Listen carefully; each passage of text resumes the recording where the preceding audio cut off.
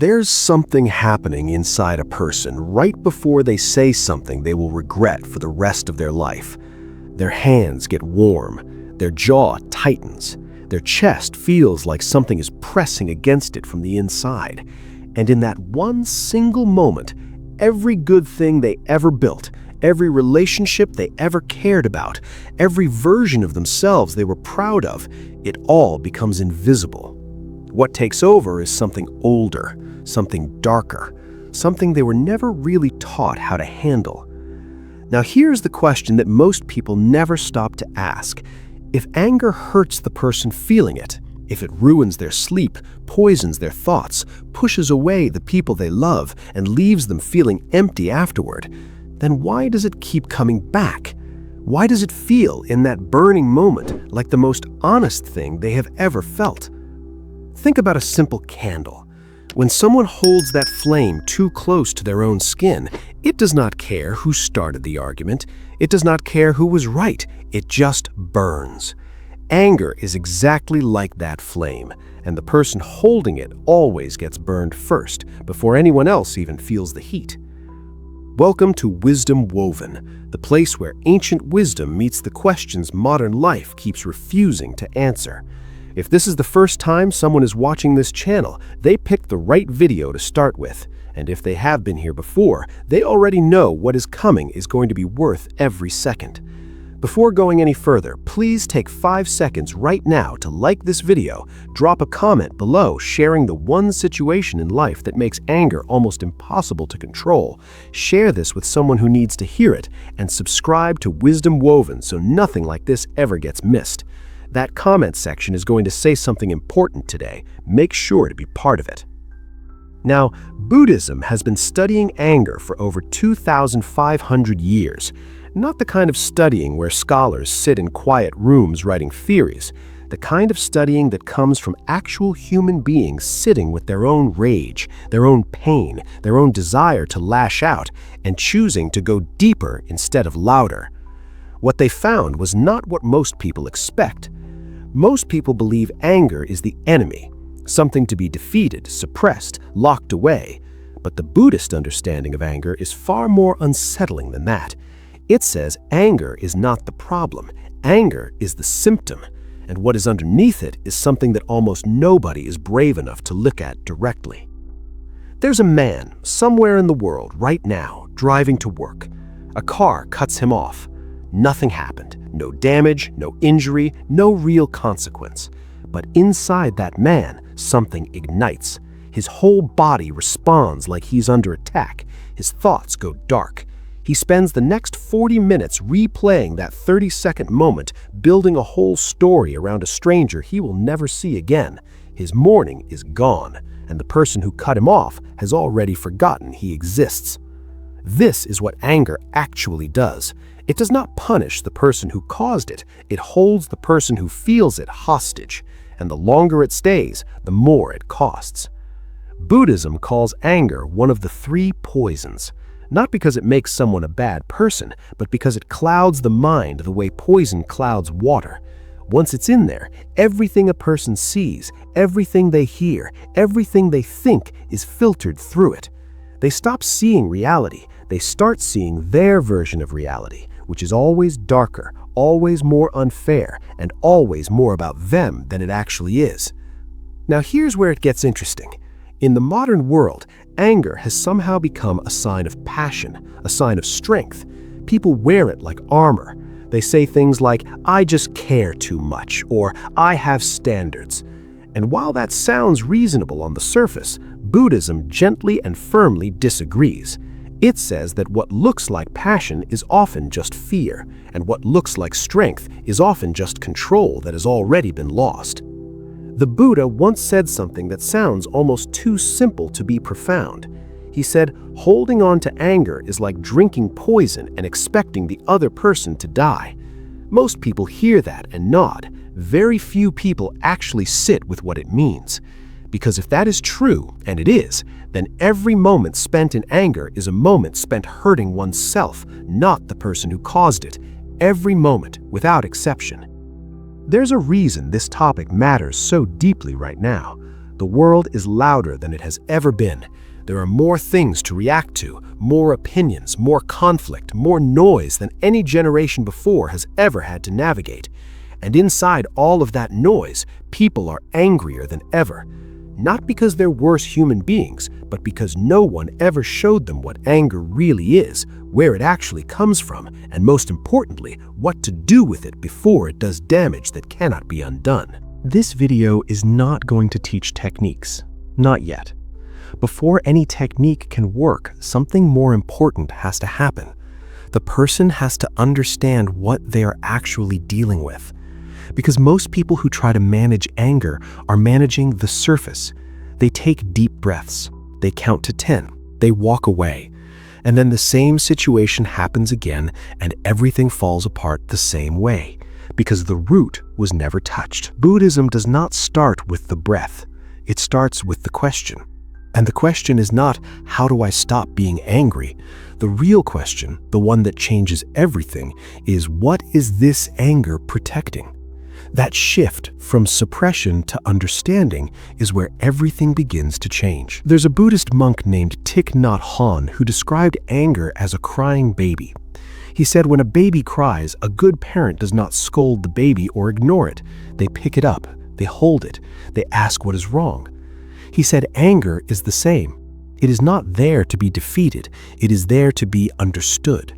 And the moment a person stops fighting it and starts listening to it, something extraordinary begins to happen. But understanding is not comfortable, and this is where most people turn back. Because what anger is protecting is almost always something vulnerable, something that feels too exposed to look at directly, hurt that was never healed, a need that was never met, a fear that was never named. Anger sits in front of all of that like a guard dog, loud, aggressive, impossible to ignore. And the guard dog is just doing its job. The ancient Buddhist texts describe a concept called dosa, which is the Pali word for aversion, hatred, anger. And what those texts say about it is quietly devastating. They say dosa does not arise without a cause. It never appears from nowhere. Every single time anger shows up in a person's life, it is responding to something, a belief that was violated, an expectation that was broken, a story that the world is not following the way it was supposed to. This is why two people can experience the exact same situation and only one of them gets angry. It is never about the situation. It is always about the story being told about the situation. And that story is always written before the moment even happens. So the real work, the work that Buddhism has been pointing toward for centuries, is not about controlling anger in the moment. It is about examining the stories, the beliefs, the invisible rules that have been silently running in the background this entire time. The rules that say things like, people should treat me with respect, or life should be fair, or I should not have to deal with this. Those rules are not wrong, but they are the hidden engine of every angry reaction that has ever been felt. This video is going to go deep, not in a heavy or complicated way, in the way that a good conversation with someone wiser goes deep, where by the end something has shifted quietly inside and the world looks slightly different than it did before. That is what is coming, and it starts right now with the most important truth about anger that Buddhism ever discovered, one that most people will spend their entire lives never hearing. Why anger feels so good in the moment, but destroys everything slowly. There is something nobody warns people about when they talk about anger. Nobody mentions the part that feels incredible. The part that feels like finally, after holding everything in, after being patient, after being the bigger person over and over again, something inside just lets go. And in that moment of letting go, there is a rush, a strange, almost electric sense of power, like the body just remembered it was alive. That feeling is real. It is not imaginary. It is not weakness. And pretending it does not exist is exactly why so many people fail to understand anger at all. Because if anger only felt terrible, people would stop doing it. But it does not only feel terrible. Sometimes, for a few seconds, it feels like the most honest and powerful thing a person has ever done. Here's what is actually happening inside the body in that moment.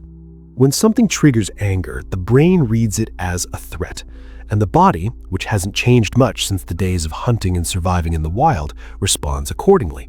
Adrenaline floods the system, the heart beats faster, muscles tighten, the mind becomes sharp and focused in a very specific direction, and suddenly, for the first time all day, all that fog of confusion and exhaustion is gone. There is complete clarity, one target, one feeling, one direction. That clarity is addictive, and most people don't realize they are addicted to it. There was a woman who used to describe her anger as the only time she felt heard. Not by others, by herself. She said that on ordinary days, her feelings were quiet, almost invisible. But the moment she got angry, everything became vivid. Her feelings had volume, they had weight, they could not be ignored anymore, not even by her. She did not want to be angry, but she kept returning to it because it was the only space where she felt real. Buddhism has a name for this kind of pattern. It calls it upadana, which means clinging or attachment. And what most people miss is that humans do not only cling to pleasant things, they cling to pain too, if that pain is familiar, if that pain is the only language they have ever learned to feel deeply with.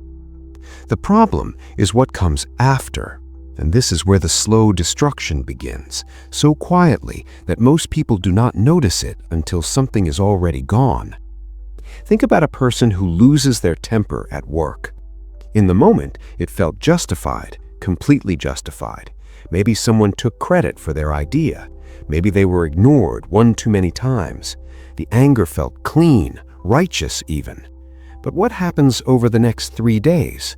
The replaying, the second guessing, the wondering if people are talking about it, the slight shift in how a colleague looks at them in the hallway, the quiet distance that opens up, barely noticeable, but there. 1 degree of separation, then 2. That is the slow destruction Buddhism is pointing at, not the explosion, the aftermath. There's a teaching in Buddhism about a poisoned arrow. If a person is struck by a poisoned arrow, they do not stand there asking who shot it, what the arrow was made of, and why it happened. They pull the arrow out, because the longer it stays, the more damage it does. Anger works the same way in reverse. The explosion is the arrow leaving, but the poison, the rumination, the damage to relationships, the way the nervous system stays inflamed, that stays in the body long after the moment is over. Science now confirms what Buddhist monks understood thousands of years ago. Chronic anger, meaning the kind that comes and goes regularly, keeps the body in a low-level state of stress. Cortisol stays elevated, inflammation increases, the immune system weakens over time, the heart works harder, the sleep becomes shallower, and perhaps most quietly devastating of all, the threshold lowers, meaning the next time it takes slightly less to trigger the same reaction. This is the trap nobody talks about. Every time anger wins, it trains the brain that anger is the correct response. And the brain, which is always trying to be efficient, starts reaching for anger faster the next time. What once took a major event to trigger now only needs a minor inconvenience. What once needed a genuine offense now only needs a slightly wrong tone of voice. Slowly, without ever deciding to become this person, someone becomes the person who is always on edge, always a moment away, always carrying something heavy behind their eyes, and everyone around them can feel it, even when nothing is being said. Buddhism talks about a concept called the second arrow. The first arrow is the thing that caused the pain, the harsh word, the unfair situation, the disappointment. That arrow was real, the pain was real, but the second arrow is the one a person shoots into themselves through obsession, through replaying, through building stories around the pain and living inside those stories for days. The second arrow always causes more damage than the first, and it is always self-inflicted. Here's the quiet irony that Buddhism points to. The anger that feels like power is actually the moment control is completely lost, because in that state, the body is being run by chemistry. The brain's rational, thoughtful part has gone quiet, and something far older and far less sophisticated has taken the wheel. That ancient survival brain does not know the difference between a lion in the wilderness and a colleague in a meeting room. It just knows threat, and it responds accordingly with everything it has. The Buddhist master Ajahn Chah once described the untrained mind as a wild monkey jumping from branch to branch, never still, always reacting to whatever moves. And nowhere is that monkey more in control than in a moment of anger. The person feels certain, they feel right, but certainty in anger is almost never wisdom. It is almost always just speed. Now, here is what becomes important to understand. The feeling of rightness during anger is perhaps its most dangerous quality, because when something feels right, it doesn't get examined, it gets defended.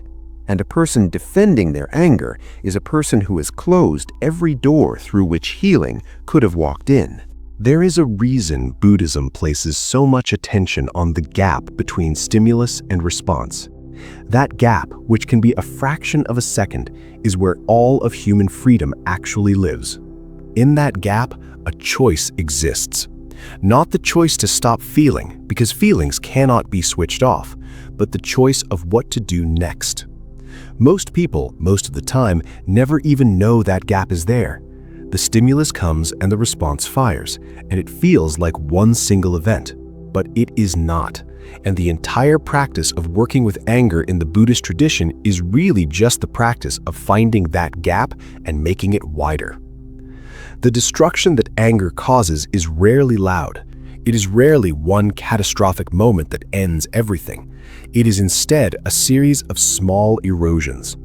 A word said that cannot be unsaid, a look that shifts something permanently in how a person is seen, a moment of losing control that someone else files quietly away, not as a grudge, but as information. Information about who this person becomes under pressure. And people always remember what someone is like under pressure. What Buddhism wants people to understand about anger is not that it is sinful or shameful. That framing helps no one. What it wants people to understand is that anger, in its unexamined form, is simply expensive. It costs energy, clarity, relationships, reputation, health, and time. And the bill does not arrive all at once. It arrives slowly, in small amounts, over years, until one day a person looks around and wonders quietly where certain things went, certain people, certain opportunities, certain versions of themselves that used to exist. And the honest answer, if they are willing to look at it, traces back to all those moments where the fire felt good and nobody counted the cost. What Buddhists said about anger that will shock you.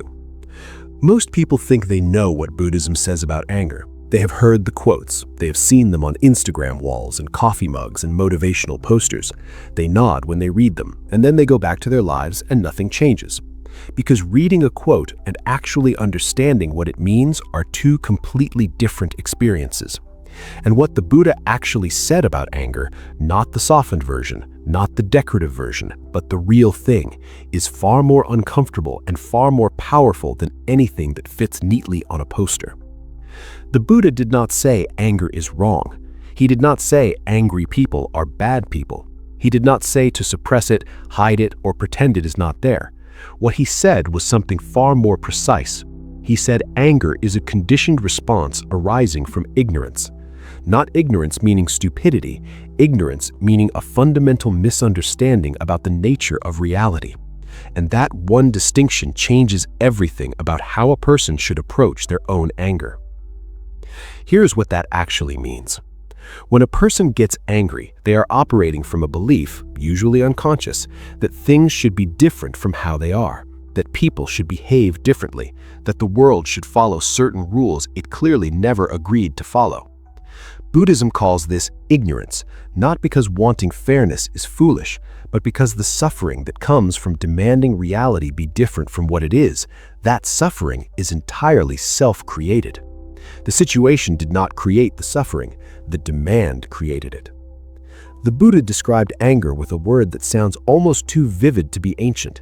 He called it a fire, but not a fire that starts outside the person, a fire that the person lights themselves inside their own chest and then complains about being burned. This was not a metaphor meant to be gentle. It was meant to be slightly shocking, because the point was to make someone stop and ask a question they had never seriously asked before. If the fire is inside me, then who is actually in charge of whether it burns or not? There is a story from the Buddhist tradition that very few people have heard, and it is one of the most quietly devastating things ever recorded about anger.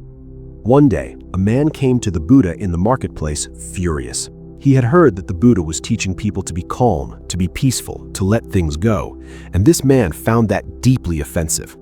He believed that anger was strength, that letting go was weakness.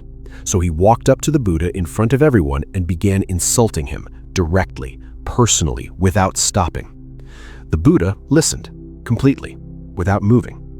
When the man finally finished, the Buddha asked him one question. He said, "If someone offers you a gift and you refuse to accept it, who does the gift belong to?" The man said, "It belongs to the person who offered it." The Buddha nodded and said, "I refuse to accept your anger, so it belongs entirely to you," and he walked away.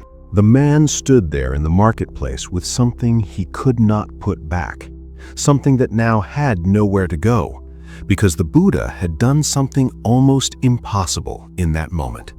He had removed himself as a target, and without a target, anger has nothing to burn except the person holding it. This is not a technique, this is a philosophy, and the difference matters enormously. A technique can be applied and forgotten. A philosophy changes the way a person sees every situation they will ever face. Now here is where it gets even more interesting. The Buddha made a distinction that almost no other teacher of his time made, and that very few teachers today make clearly enough. He distinguished between the feeling of anger and the action of anger. The feeling, the heat, the rising sensation, the tightening in the body, that is not the problem. That is just energy moving. It is what a person does with that energy that determines whether it becomes destruction or wisdom. Buddhism never asked anyone to become emotionless. That is one of the most common and most damaging misunderstandings about Buddhist practice. The goal was never to feel nothing.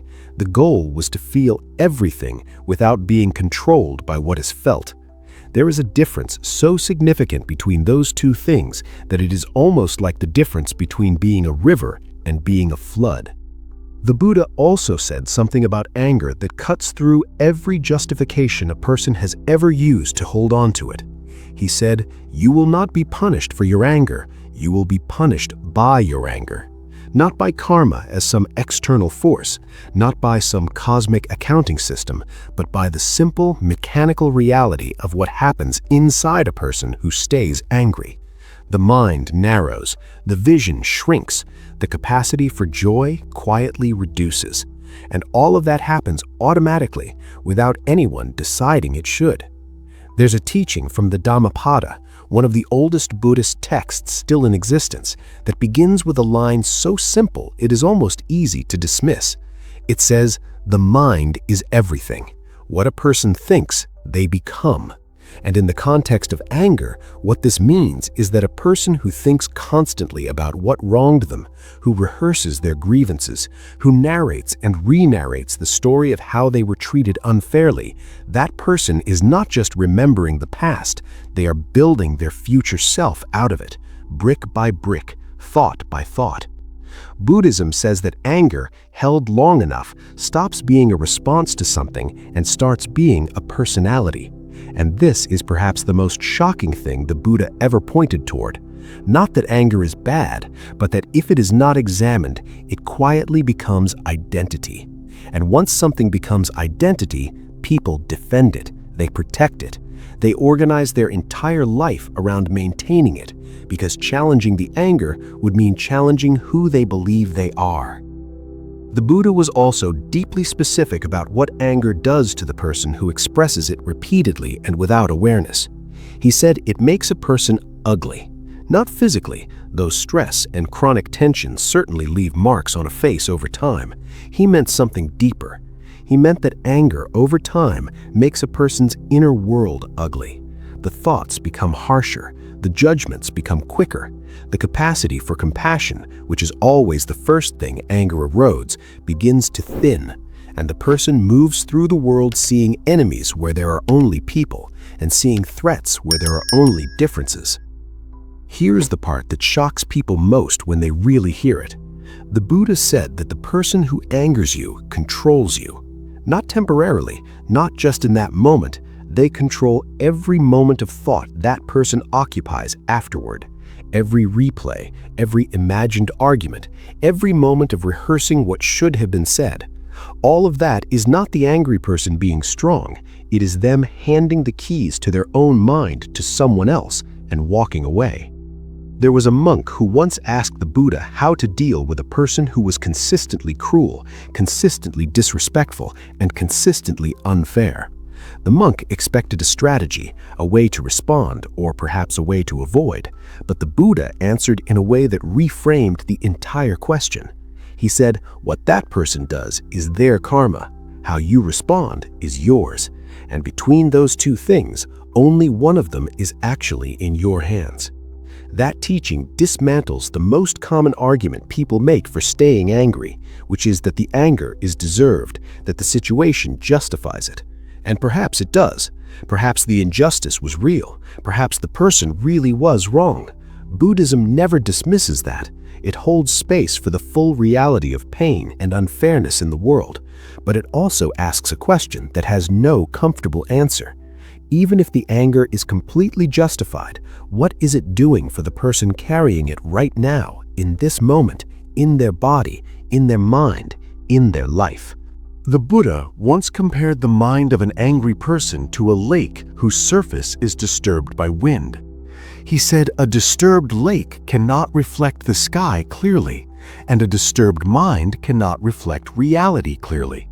It can only reflect its own agitation back at itself, mistaking that distortion for truth. And this is why decisions made in anger almost always have to be undone, why words spoken in anger almost always have to be apologized for, because they came from a mind seeing its own storm, not the actual landscape. What the Buddha said about anger was never meant to make people passive. This is the other great misunderstanding. Buddhism is not asking anyone to smile through injustice or pretend cruelty does not exist. It is asking something far more demanding than that. It is asking people to be so clear, so steady, and so present that when they do choose to respond to something, that response comes from wisdom and not from wound. That is not weakness. That is perhaps the most difficult and most powerful thing a human being can ever learn to do. And the reason it matters, the reason it has mattered for 2,500 years, is that a person who responds from wisdom changes situations. A person who reacts from anger only adds to them.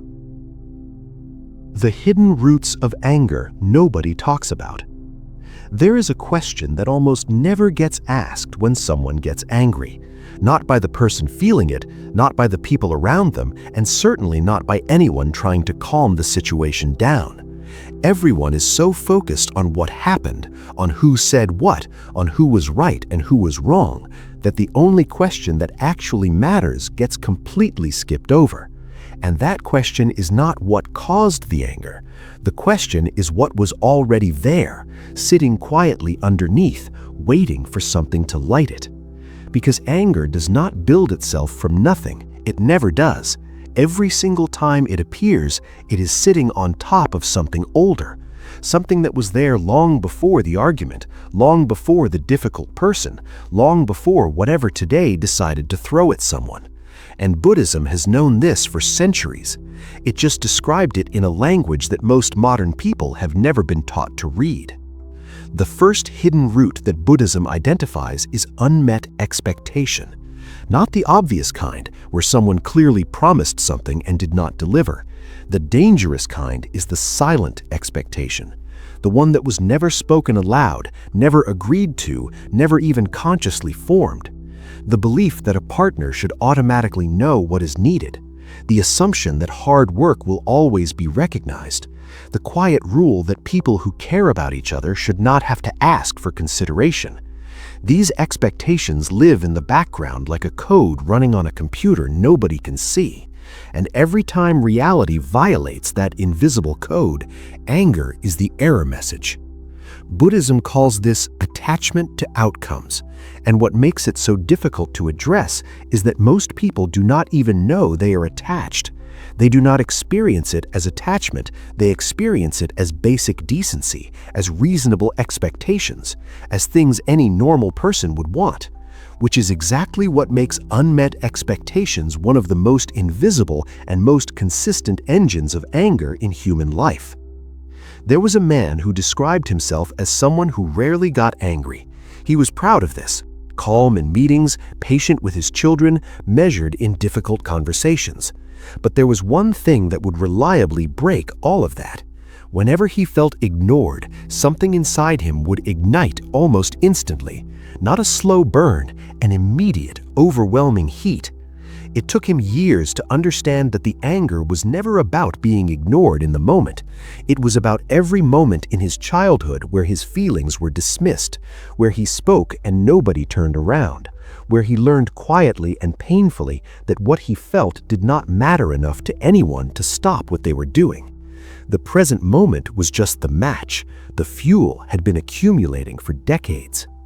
This is the second hidden root that Buddhism points toward, and it is the one that makes people most uncomfortable to examine. Past wounds.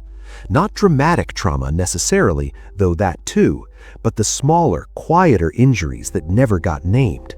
The moments that were minimized or laughed off or told were not a big deal. The feelings that were swallowed because expressing them was unsafe or unwelcome.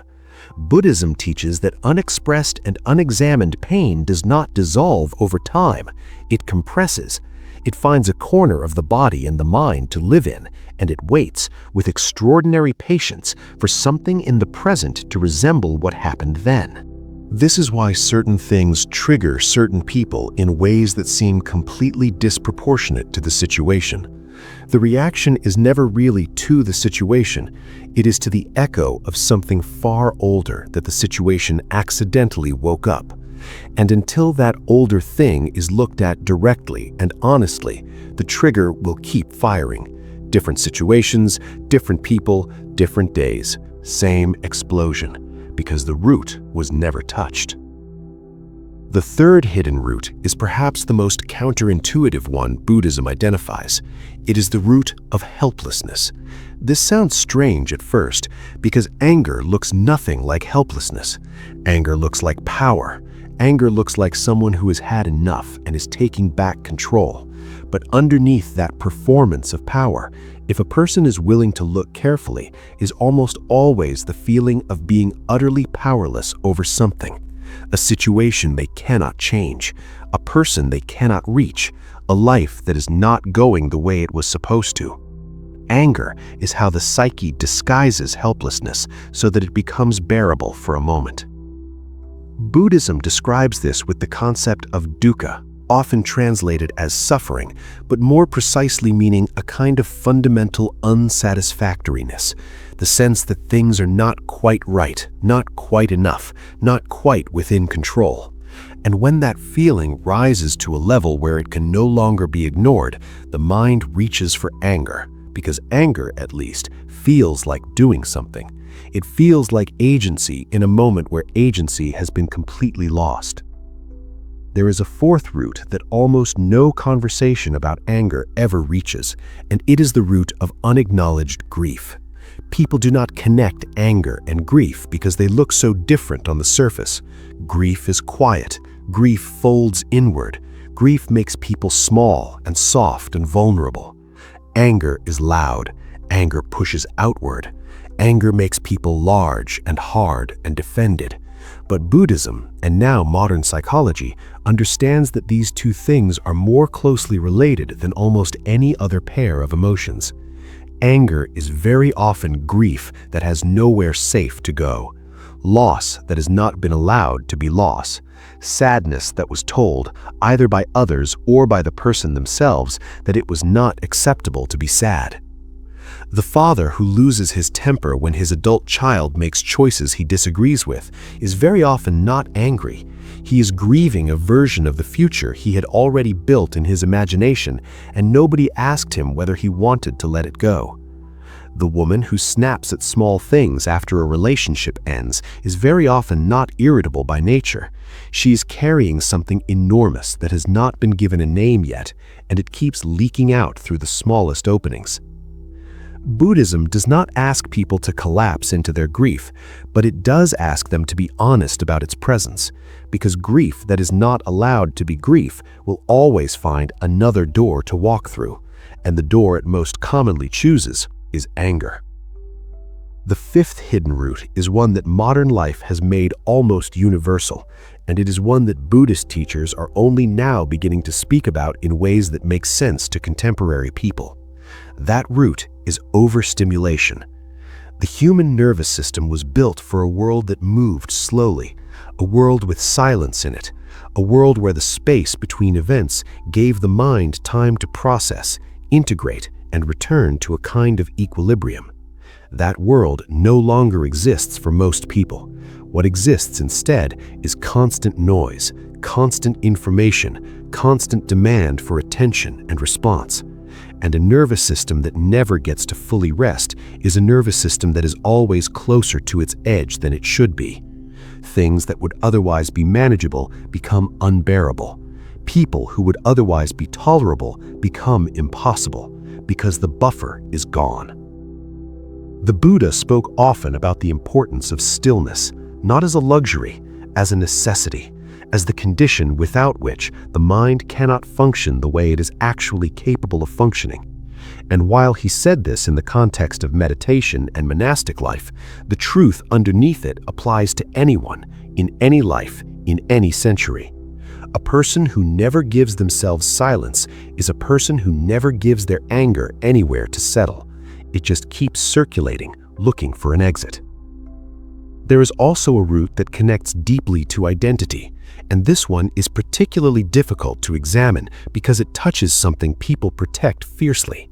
Buddhism calls it the false self, the constructed version of who a person believes they are, built from years of experiences, reactions, labels, and stories. When something threatens that constructed identity, whether it is a criticism, a failure, a comparison, or simply not being treated the way someone who matters should be treated, the anger that arises is not really about the surface event. It is about the entire architecture of self-concept being shaken, and the mind, which has invested enormously in maintaining that architecture, fights back the only way it immediately knows. This is why criticism, even gentle and well-intentioned criticism, so often produces anger that seems far larger than the comment deserved. It is not about the comment. It is about everything the comment bumped into on its way in. Buddhism teaches that the more rigidly a person holds their sense of self, the more vulnerable they are to anger. Because the more walls that have been built around identity, the more things in the world will be experienced as potential threats to it. And the more threats a person perceives, the more their system stays armed, ready to fire at something that, on a quieter day, they would barely notice. What makes all of this feel slightly overwhelming is the realization that most of these roots were put in place long before the person had any say in the matter. The childhood wounds, the unspoken rules learned from watching parents, the nervous system shaped by environments that were not chosen, the grief that was never given permission to exist.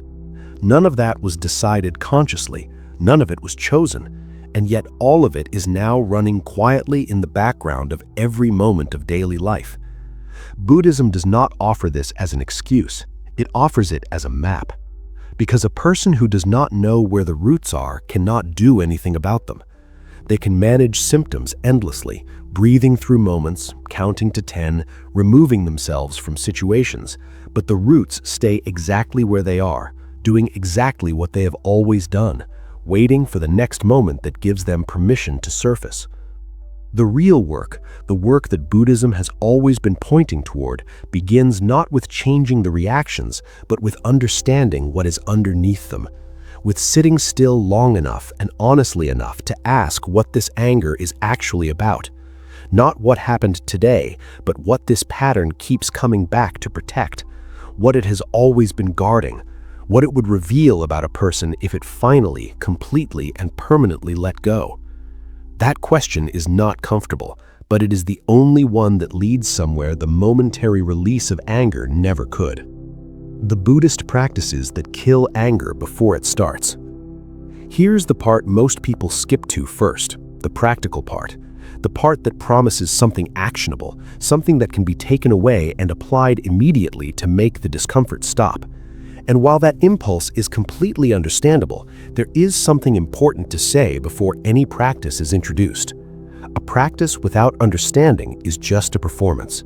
It looks right from the outside and changes almost nothing on the inside, which is why everything in the previous parts of this conversation matters. Because what is about to be shared only works if the ground beneath it has already been prepared. Buddhist practices for working with anger are not anger management tools. That distinction is not semantic. Anger management assumes anger is the problem to be controlled. Buddhist practice assumes anger is information to be understood, and that understanding, pursued deeply enough, makes the kind of anger that destroys things increasingly rare, not because a person gets better at suppressing it, but because the conditions that create it begin to genuinely change. The first and perhaps most foundational practice in the Buddhist tradition is called sati, which translates most closely to mindfulness, but not mindfulness in the way it is usually sold today as a relaxation technique or a stress reduction strategy. Real sati is something more demanding and more interesting than that. It is the practice of watching what is happening inside the mind and body in real time without immediately reacting to what is seen. It is the difference between being inside a fire and watching a fire from a safe distance. Both involve fire, only one of them allows for clear seeing. What this means practically is that a person begins to notice anger before it becomes an action. They start to feel the early signals, the warmth in the chest, the tightening in the jaw, the slight quickening of the breath, and instead of following those signals automatically into a reaction, they pause, they observe, they name what is happening. And the simple act of naming, of saying internally, "This is anger rising," creates a tiny but significant distance between the feeling and the response. That distance is everything. It is where choice lives. Buddhism has always taught that what cannot be seen cannot be changed.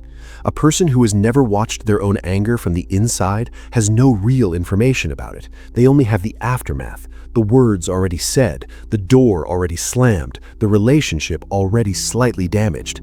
Mindfulness practice moves the awareness upstream to the place where the anger is forming before it has gathered enough momentum to become unstoppable. The second practice is one that sounds almost impossibly counterintuitive the first time it is heard. It is the practice of breathing into the anger rather than away from it. Most techniques tell people to calm down, to step back, to find their center. Buddhism suggests something different. It suggests that when anger arises, instead of fleeing from the sensation, a person brings their full attention directly to it. Where exactly is it in the body? What does it actually feel like? Is it hot or cold? Does it have a shape? Does it stay still or does it move? This practice works because anger, like all emotional states, is partly a physical experience, and physical experiences, when attended to with genuine curiosity rather than resistance, tend to shift. Not disappear necessarily, but change, soften slightly, become less overwhelming. Because the body's stress response was designed for short bursts, not sustained attention. The moment pure observation is turned on the sensation of anger without judgment, something interesting happens. The anger starts to become less solid, less inevitable, less like a verdict and more like weather passing through. There is a practice from the Tibetan Buddhist tradition that takes this even further. It is called Tonglen, and it involves breathing in the pain, the anger, the difficulty, and breathing out relief, space, and ease, not just for oneself, but for everyone who has ever felt the same thing. The reason this works on anger specifically is that anger is profoundly isolating. It makes a person feel uniquely wronged, uniquely burdened, uniquely alone in their suffering. Tonglen dissolves that illusion. It reminds the mind that this exact feeling, in this exact form, is being felt by millions of people somewhere in the world right now. And that recognition, that quiet return to shared humanity, takes something out of anger's power that nothing else quite manages. The third practice is one the Buddha emphasized repeatedly in his teachings, and it is the practice of examining the thought, not just the feeling. Because anger never travels alone. It always arrives with a story, a narrative about what happened, who's responsible, what it means, and what should be done about it. And that story, not the event itself, is what keeps the anger burning. The event is usually over in seconds. The story can last for years. Buddhist practice teaches a person to look at that story with genuine skepticism, not to dismiss it or suppress it, but to examine it the way a careful person examines something they found on the ground before deciding whether to pick it up. Is this story completely true? Is it the only possible interpretation of what happened? Is there something the story is leaving out? What would the same situation look like from the perspective of the person who caused the anger? These questions are not asked to excuse anyone or to invalidate the original pain. They are asked because a story that cannot survive examination probably should not be the foundation of a response that cannot be taken back. The fourth practice is one that modern science has only recently begun to validate, despite Buddhism having prescribed it for over 2,000 years. It is the practice of deliberate compassion toward the person who caused the anger. And before that gets dismissed as impossibly idealistic, it is worth understanding what compassion means in the Buddhist context. It does not mean approving of what someone did. It does not mean pretending it didn't hurt. It means recognizing fully and honestly that difficult people are almost always people in pain, that the person who was cruel was shaped by something, that the person who was unfair learned their behavior somewhere, that the person who caused the wound was not born that way. This does not make what they did acceptable, but it does make it understandable. And understanding, in the Buddhist framework, is always the beginning of freedom. Because a person who understands why someone behaved the way they did no longer needs to carry the full weight of the injury forever. The injury happened. The understanding transforms what happens next. The fifth practice is probably the most underestimated one in the entire Buddhist tradition, and in the modern world it has become almost radical in its simplicity. It is the practice of silence. Not the silence of having nothing to say, but the deliberate, chosen silence of knowing that this is not the right moment to speak. The Buddha was specific about when speech is appropriate. He said something should only be said if it is true, if it is kind, and if it is the right moment. And he was clear that the third condition, the right moment, rules out almost everything that would be said in anger. There is a reason Buddhist monasteries often observe periods of complete silence, not because speech is bad, but because silence is the condition in which the mind can most honestly hear itself. A person who never chooses silence never really knows what they are actually thinking. They only know what they are reacting to, and that is a profoundly limited way to move through a life. The fifth practice is probably the most underestimated one in the entire Buddhist tradition, and in the modern world it has become almost radical in its simplicity. It is the practice of regular reflection. Buddhism prescribes what some traditions call evening review, a quiet practice of looking back at the day with honesty, not to judge, not to catalogue failures, but to notice patterns. To ask, when did something like anger arise today? What was actually happening underneath it? Was it unmet expectation, an old wound, a feeling of helplessness? This practice, done consistently, begins to reveal something that no single moment of self-examination ever could. It reveals the signature of a person's anger, the specific shapes it tends to take, the specific conditions it tends to need. And knowing those patterns, really knowing them from direct observation rather than theory, takes away much of anger's capacity to arrive unannounced. There is also a practice in Buddhism specifically designed to address anger toward another person, and it is called metta, or loving-kindness meditation. The practice involves directing genuine wishes of well-being toward people in an expanding circle, starting with oneself, then moving to loved ones, then neutral people, and eventually to the very person who is the source of the anger.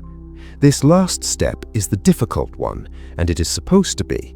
The discomfort of genuinely wishing well-being towards someone who has caused real pain is itself the practice, because what that discomfort reveals is exactly where the anger is still clinging, still insisting, still refusing to let go.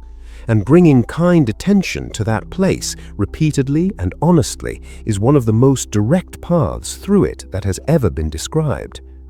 Buddhism also teaches something about the physical environment of anger that is rarely discussed, but practically very important. It teaches that certain conditions make anger more likely, and that wisdom involves managing those conditions proactively, rather than only dealing with anger after it appears. Hunger makes anger more likely. Exhaustion makes anger more likely.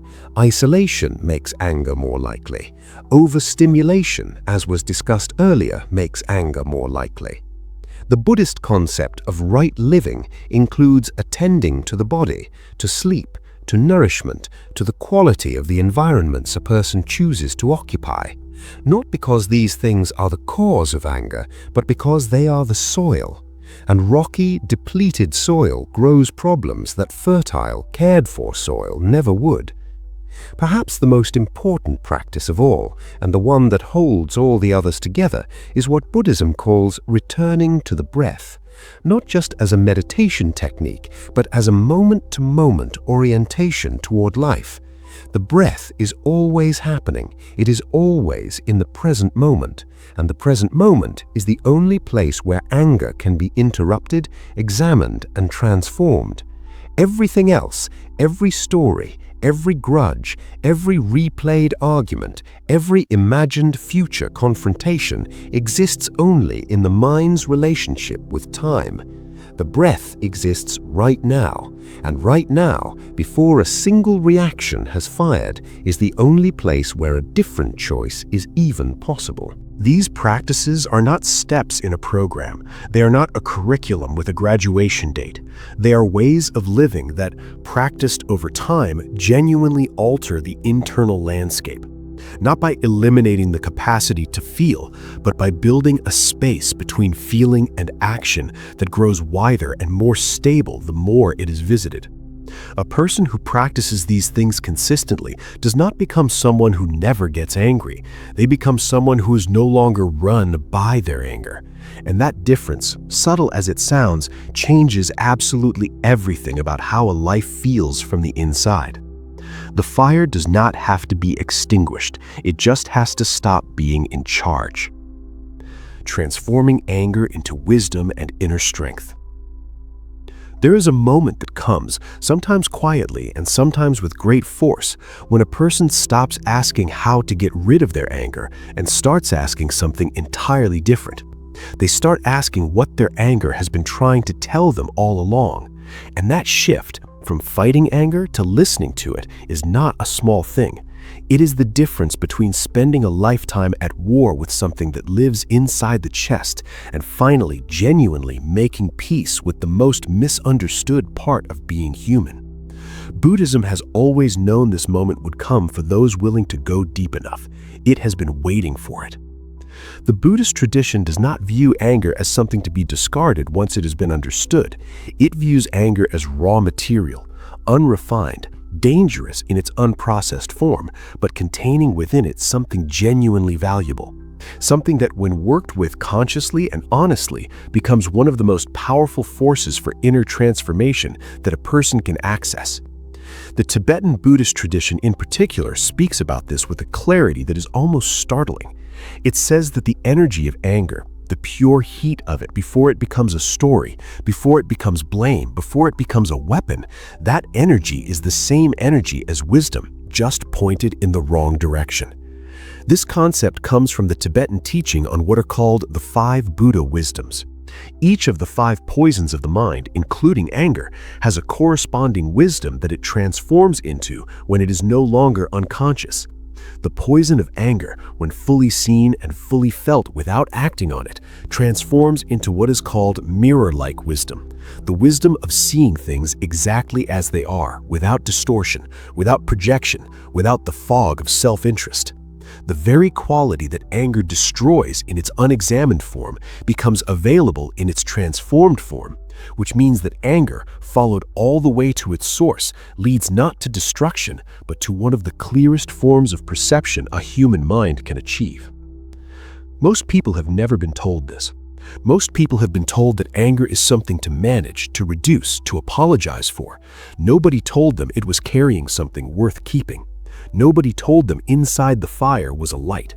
And so they spent years either drowning in the anger or drowning it, and the wisdom inside it never had a chance to surface. There is a story from the Zen tradition about a student who came to his teacher exhausted and ashamed. He told the teacher that despite years of practice, he still felt anger.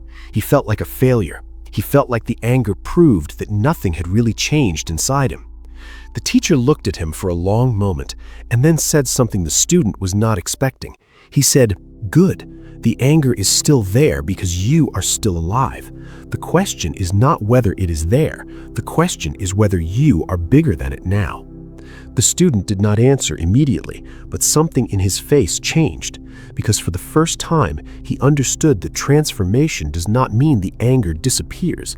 It means the person grows until they are larger than what once consumed them.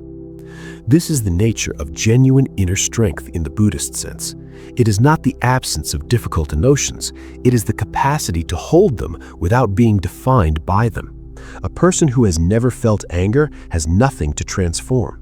A person who has felt it deeply, looked at it honestly, and stayed present with it long enough to understand what it was really asking, that person carries something in them that no comfortable life ever produces. They carry a tested steadiness, a quietness that was earned rather than inherited. Buddhism speaks about a quality called virya, which translates most closely to energy or courageous effort. And what is interesting about how this quality is developed is that it is almost always forged through difficulty, through the moments when everything in a person wanted to react and they chose instead to pause, through the moments when the anger was completely justified and they still asked what the anger was really about, through the moments when staying conscious was harder than simply letting go and exploding. Each of those moments, chosen deliberately and with full awareness of how difficult they were, deposits something into the interior of a person that accumulates over time into something unshakable. There is a practical dimension to this transformation that Buddhism describes with great specificity. It involves what happens to the body's relationship with anger as practice deepens. In the early stages, anger arrives fast, and the awareness arrives late. The explosion happens and the clarity comes afterward, usually with regret.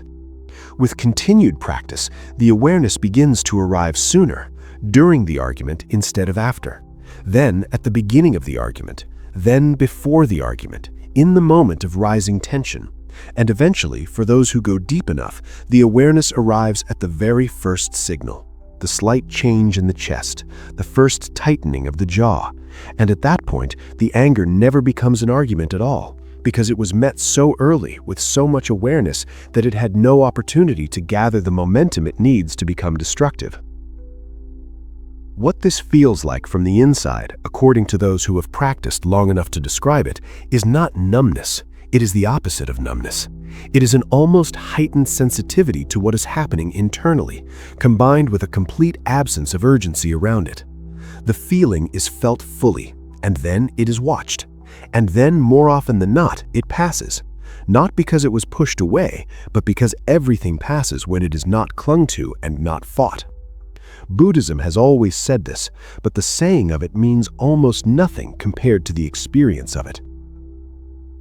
The transformation of anger into wisdom also changes the way a person relates to other people's anger. Someone who has done genuine work with their own anger does not flinch in the face of someone else's. They do not immediately become defensive or retaliatory. They do not take it personally in the way an untouched person would, because they recognize it. They see in the other person's anger the same thing they have seen in their own, the hurt beneath it, the fear beneath that, the unmet need beneath everything. And that recognition, that quiet seeing of what is actually happening beneath the surface performance of anger, changes the entire dynamic of what could have become a conflict. This is what Buddhism means when it talks about compassion as a form of strength rather than weakness. The person who can stand in front of someone else's rage and remain clear, remain present, remain genuinely curious about what is underneath it, that person is not being passive. They are doing something extraordinarily difficult. They are refusing to add fire to fire. And that refusal, maintained calmly and without any need for the other person to notice or appreciate it, is one of the most powerful things one human being can do for another. There is a concept in Buddhism called upaya, which means skillful means. It refers to the ability to meet each situation with the response that is most genuinely helpful, rather than the response that is most immediately satisfying. And the development of upaya is one of the primary outcomes of working honestly with anger over time. Because a person who has transformed their anger does not stop having opinions. They do not stop seeing injustice or feeling moved by it. What changes is that their response becomes surgical rather than explosive, precise rather than overwhelming, motivated by genuine care for the outcome rather than by the need to release pressure. The Buddhist teacher Pema Chodron describes this transformation using the image of a compost heap. She says that all of the difficult emotions, the anger, the jealousy, the fear, the grief, are not garbage to be thrown away. They are compost, rich, dark, potentially fertile material that, when worked with properly, becomes the ground in which genuine wisdom grows. The people who have done the most profound inner work, who carry the most genuine compassion and the clearest perception, are almost never people who had easy lives. They are people who had difficult inner material and chose, repeatedly and with great effort, to compost it rather than either suppress it or weaponize it. Anger, transformed, also changes a person's relationship with their own boundaries.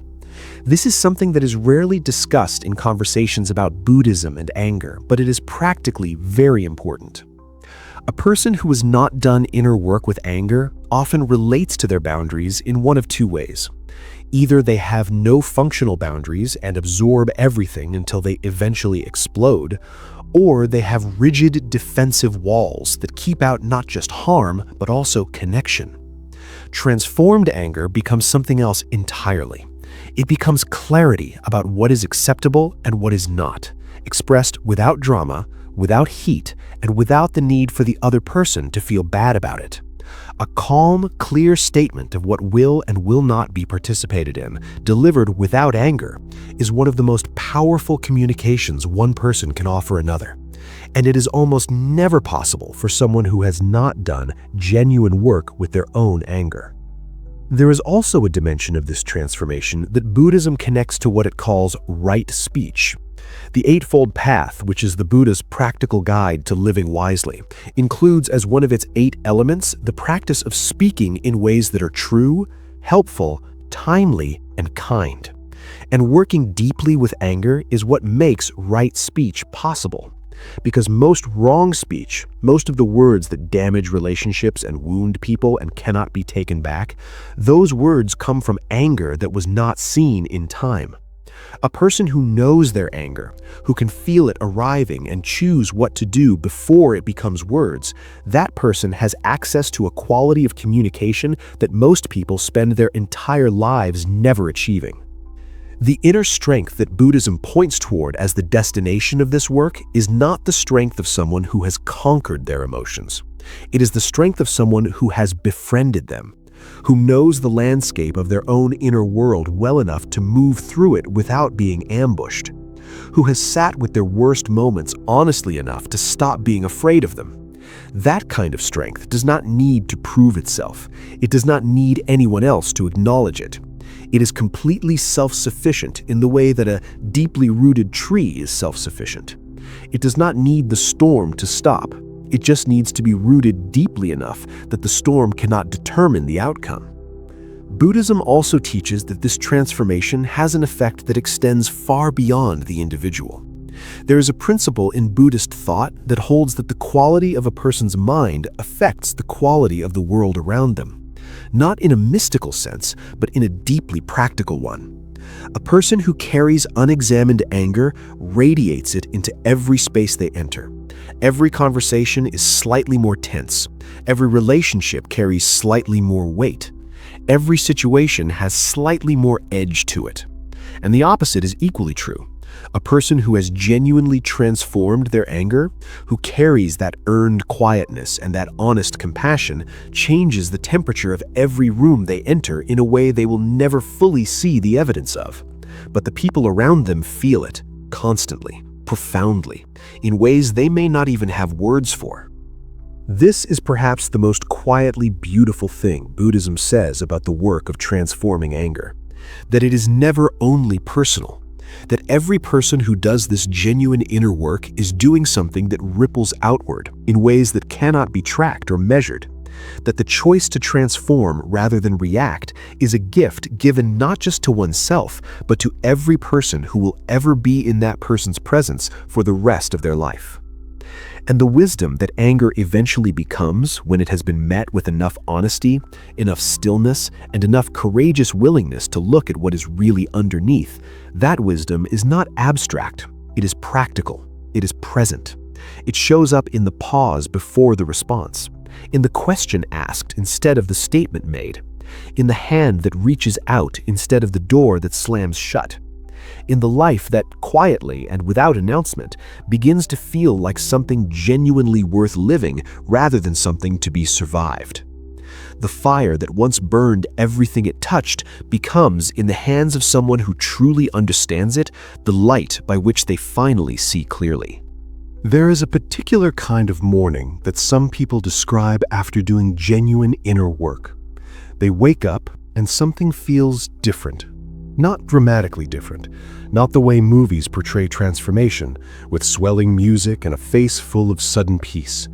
It is quieter than that, smaller, more like a room that has been slowly cleared of furniture that was never comfortable anyway. There is simply more space than there was before, more air. And the surprising thing is not how good it feels. The surprising thing is how normal it feels, as though this is how things were always supposed to be, and everything before was just noise that had been mistaken for life. That morning is available to anyone, not as a reward for perfection, not as the result of years of monastery living or retreating from the world. It is available as the natural outcome of doing something that almost nobody does consistently enough to discover what waits on the other side. Looking honestly at anger, not managing it, not suppressing it, not justifying it, actually looking at it, staying with it long enough to understand what it has always been trying to say, and then slowly making different choices, not all at once, not without difficulty, but consistently enough that the inner landscape begins to genuinely change. Buddhism has been pointing toward this for 2,500 years, not as a religious instruction, not as a rule handed down from above, but as an observation about reality, about what happens to a human being when they stop fighting the inside of their own experience and start understanding it instead. The observations have not changed because what is being observed has not changed. Human beings still get angry for the same reasons they always have, still get burned by the same fire, still leave the same kind of damage in the moments they are most certain they were completely justified. What has changed is access. More people than ever before have access to these teachings, to this understanding, to the possibility of doing something genuinely different with the most difficult parts of being human. And yet, more people than ever are reporting feeling chronically overwhelmed, chronically reactive, chronically exhausted by their own inner noise, which means the information exists. What is missing is the commitment to actually use it, to take it past the level of intellectual appreciation and into the level of daily lived practice. This is the quiet challenge that every part of this journey has been building toward. Not the understanding of anger, which is now clearer, but the willingness to actually do something with that understanding when the next moment of anger arrives, because it will arrive. That is not pessimism, that is just honesty. Life will produce the circumstances. People will behave in ways that are genuinely difficult. Situations will arise that feel genuinely unfair. The question has never been whether anger will appear. The question has always been what happens in the moment after it does. Buddhism never promised a life without difficulty. The first noble truth, the very foundation of Buddhist understanding, is that suffering exists, that difficulty is woven into the fabric of human experience in ways that cannot be wished away or positive thought away or even meditated away. What Buddhism promised, and what it has consistently delivered to those willing to do the work, is something far more valuable than the absence of difficulty. It promised clarity within difficulty, the ability to be in a storm and still know which direction is north. There is something important to say about the journey through these teachings. Every part of this exploration, from understanding what anger actually is, to examining why it feels good in the moment, to hearing what the Buddha genuinely said about it, to looking at the hidden roots nobody talks about, to learning the practices that address it before it starts, to discovering how it can be responded to with wisdom instead of reaction, to finally understanding how it transforms into genuine inner strength. All of that was not a course in anger management. It was an invitation to know oneself more honestly than is comfortable. And that kind of honest self-knowing is the beginning of every genuine change a person will ever make. The people who carry the greatest peace are not people who had the least to be angry about. A look at the lives of the most revered Buddhist teachers reveals not sheltered existences, but extraordinarily difficult ones. Teachers who experienced loss, betrayal, persecution, illness, displacement, and grief on a scale that most people will never encounter. What distinguished them was not the absence of those experiences. What distinguished them was the quality of inner relationship they maintained with those experiences. They felt everything, and they were not controlled by what they felt. That is the destination. Not sainthood, not the absence of anger, not a performance of peace for anyone who happens to be watching, just an honest, practiced, gradually deepening ability to be with whatever arises inside without immediately becoming it, to feel the anger rise and know it is not the truth, to feel the heat and choose not to follow it into the fire, to be, in the truest sense, the observer of one's own experience rather than its prisoner. There is a Zen saying that is worth sitting with. It says, "Before enlightenment, chop wood, carry water. After enlightenment, chop wood, carry water." The external life does not suddenly become extraordinary. The same tasks, the same people, the same ordinary moments remain. What changes is the quality of presence brought to all of it. The same morning can feel like a burden or like a gift, depending entirely on the inner state of the person living it. And the inner state is not determined by what happened yesterday or what might happen tomorrow.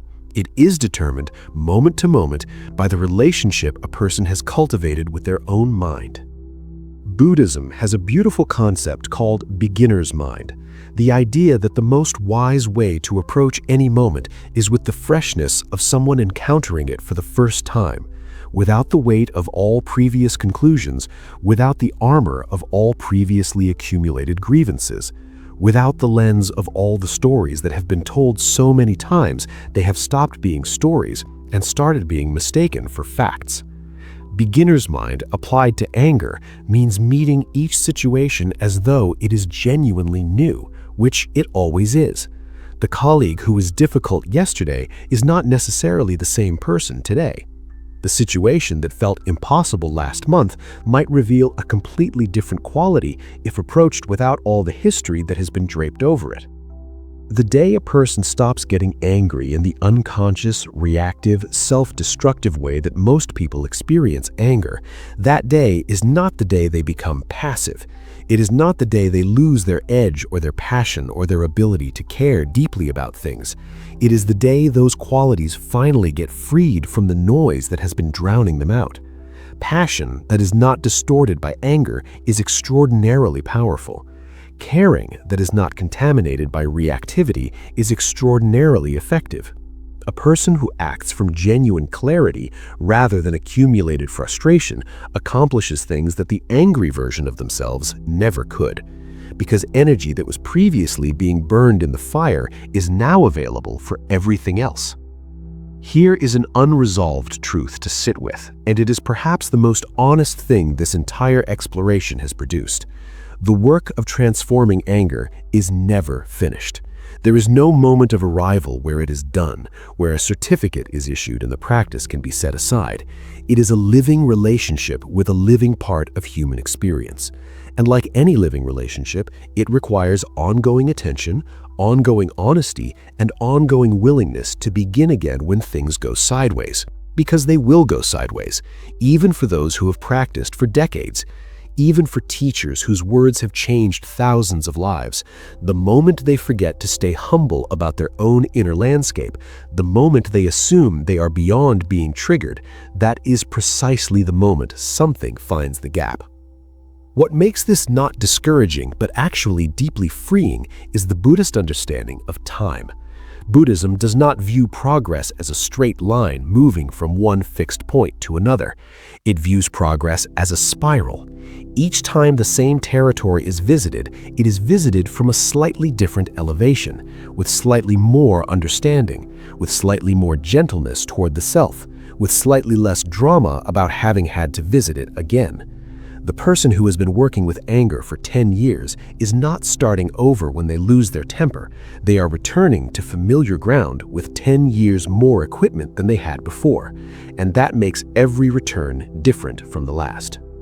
There is a kind of gratitude that becomes available on the other side of this work that sounds strange until it is actually felt. Gratitude for the anger, not for what it did when it was unconscious and unexamined, but for what it revealed. For every moment of anger that pointed, however painfully, towards something that needed attention, every explosion that indicated exactly where the healing needed to go, every moment of losing control that showed precisely which part of the inner landscape had not yet been visited with sufficient honesty. The anger was always a messenger. It just needed someone brave enough to read the message rather than shoot the messenger. This is the final thing Buddhism wants to say about anger. Not that it is shameful, not that it makes someone a bad person, not that it disqualifies anyone from peace or wisdom or love, but that it is carrying something, always, without exception, something that has been waiting, sometimes for decades, for enough stillness, enough safety, enough honest attention to finally be seen. And the moment it is truly seen, not managed, not suppressed, not performed into absence, but genuinely, deeply, honestly seen, it begins to change.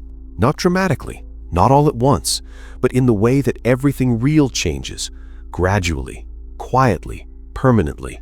The day someone stops getting angry is not a specific date on a calendar. It is not a finish line that exists somewhere ahead.